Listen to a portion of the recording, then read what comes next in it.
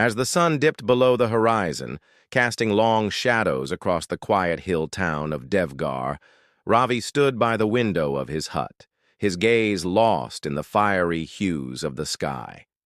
The soft evening breeze carried the scent of wet earth and blooming jasmine, a melody of nature's embrace that once filled him with joy.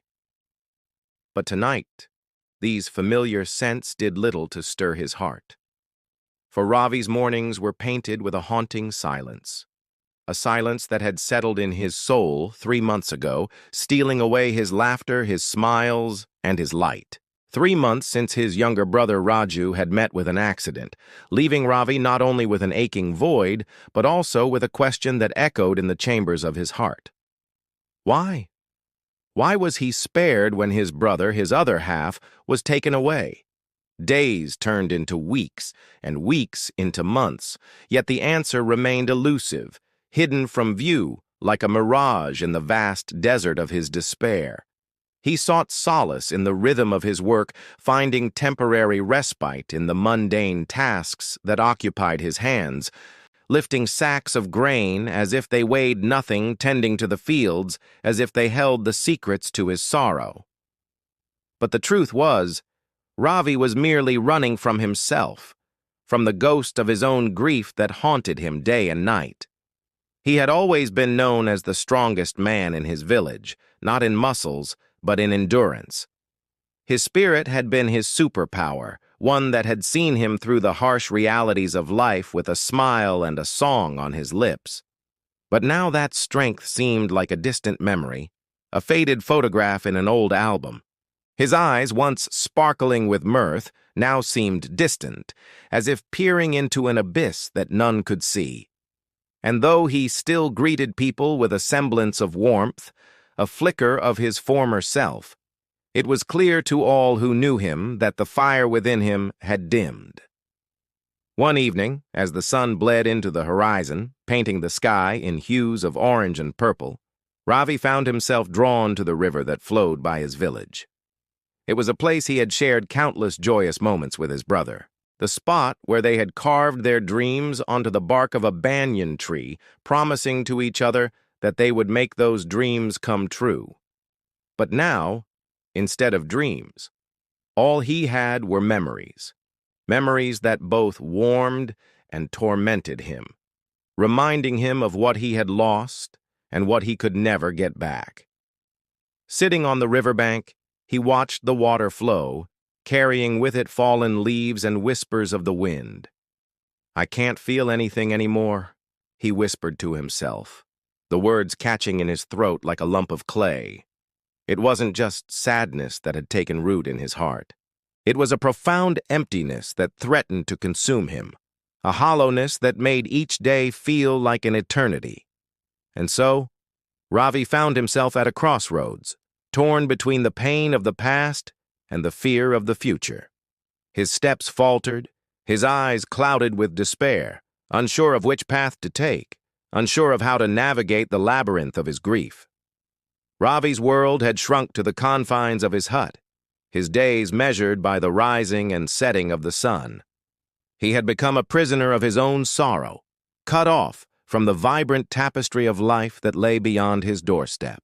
Then one morning, as the first rays of sunlight kissed the dew-laden fields, Ravi set out to work, his gaze fixed on the ground, his mind lost in a labyrinth of despair. Suddenly, a soft voice broke through his haze of sorrow. "Are you lost?" Startled, Ravi looked up to see a man standing before him, a man whose presence exuded an aura of tranquility that seemed to soothe the troubled waters of his soul. The man's face was etched with the wisdom of age, his eyes twinkling with kindness, as if able to peer into the depths of one's heart and understand their unspoken woes. There was something about the stranger's calm demeanor that drew Ravi towards him like a moth to a flickering flame.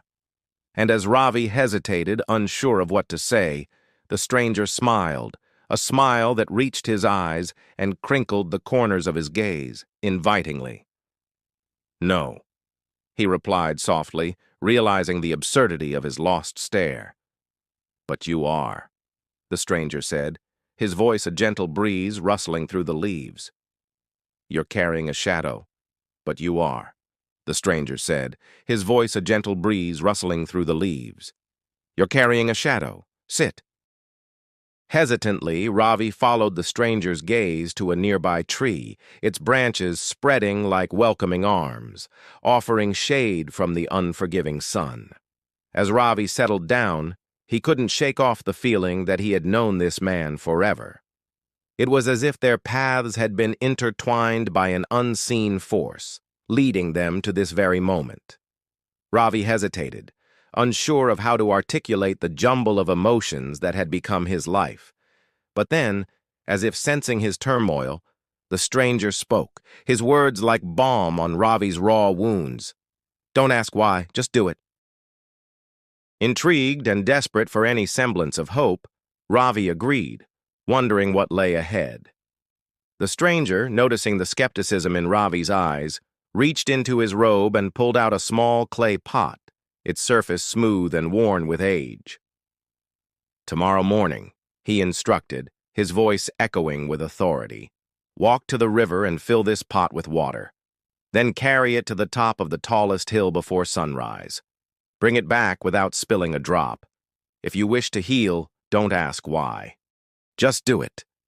With that enigmatic statement hanging in the air, the stranger disappeared as quickly as he had appeared, leaving Ravi with the cryptic instructions and a heart full of questions. As the sun rose the next morning, painting the sky in hues of gold and crimson, Ravi awoke with a mix of apprehension and determination. The cool morning breeze carried the sweet melody of birdsong, a symphony of nature's awakening that did little to stir the turmoil within him. He walked to the river, its placid waters reflecting the dawn sky like a mirror. Filling the clay pot, he began his arduous journey up the hill. The path was steep and treacherous, and with each step, the weight of the pot seemed to increase, mirroring the burden in his heart. As the sun climbed higher in the sky, panic started to set in, the water sloshing in the pot, a constant reminder of his precarious balance. But Ravi pressed on, driven by a mixture of desperation and newfound resolve. Upon reaching the peak, his arms trembled, his vision blurred, and he looked inside the pot, only to see that it was half empty. Disappointment washed over him, heavy and suffocating. Yet, summoning the last of his strength, he began the descent, determined to return the pot whole. Despite the weight of his failure pressing down on him, he managed to bring the pot back without spilling a drop, a testament to his resilience. Upon reaching the stranger, he explained his struggle, his voice hoarse with exertion and despair. But the stranger merely nodded, his gaze unwavering.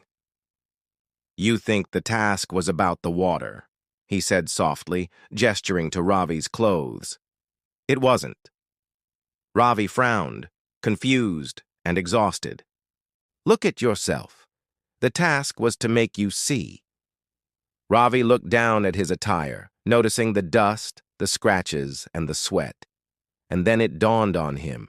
He had been so preoccupied with his grief that he had forgotten to look around, to appreciate the beauty that still existed in the world. He had been trapped in his sorrow, unable to see the light that shone even in the darkest of times. Touched by Ravi's transformation, the stranger smiled, his eyes twinkling with wisdom.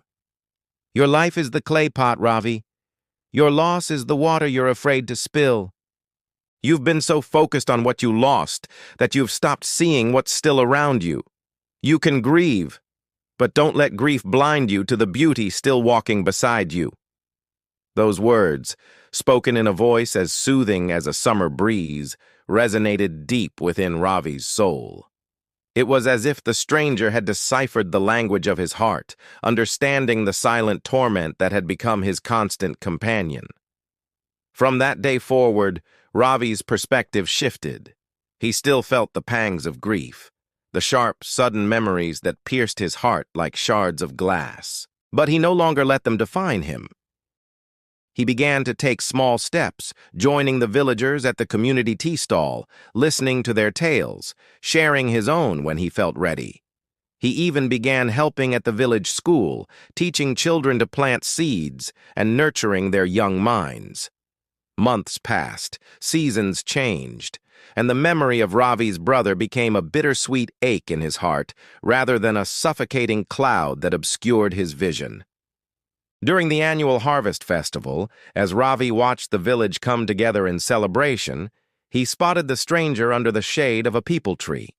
Their eyes met, and the stranger smiled, a silent acknowledgement of the journey Ravi had undertaken. Over time, Ravi's spirit, much like the sturdy peepal tree, had weathered the storm and emerged stronger. His light, though dimmed by grief, had begun to glow once more, casting its warm radiance on those around him. And as the years rolled by, Ravi's story became a beacon of hope in Devgar, a testament to the enduring power of the human spirit to heal and the transformative journey from despair to hope.